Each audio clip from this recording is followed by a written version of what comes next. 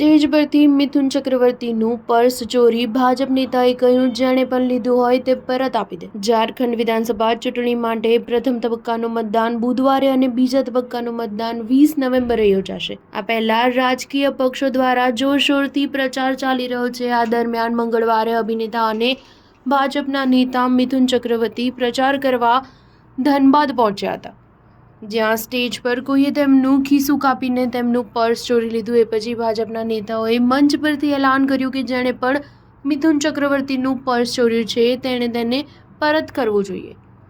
જો કે તેના પર્સમાં કેટલા રૂપિયા હતા અને કયા દસ્તાવેજો હતા તે અંગેની માહિતી બહાર આવી નથી, પરંતુ તેનો વિડીયો સોશિયલ મીડિયા પર ખૂબ વાયરલ થયો છે। ત્યાં ભાજપની બેઠકમાં વરિષ્ઠ નેતા મિથુન ચક્રવર્તીના પર્સની ચોરીના મામલાને કોંગ્રેસે આડે હાથ લીધો છે। બિહાર કોંગ્રેસ દ્વારા તેનો એક વિડીયો શેર કરવામાં આવ્યો છે।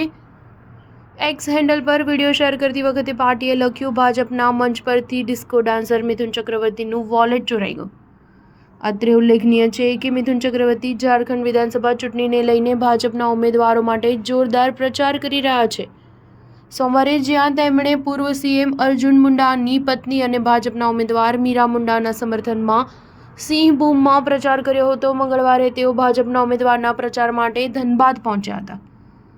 નોંધનીય છે કે ઝારખંડની 81 વિધાનસભા બેઠકો પર 2 તબક્કામાં ચૂંટણી યોજાશે। બુધવારે પહેલા તબક્કા માટે મતદાન થશે, જ્યારે બીજા તબક્કાની 20 નવેમ્બરે મતદાન થશે। ઝારખંડ વિધાનસભા ચૂંટણીના પરિણામો 23 નવેમ્બરે યોજાશે। સ્ટાર ન્યૂઝ 7 હંમેશા સચ્ચાઈની સાથે।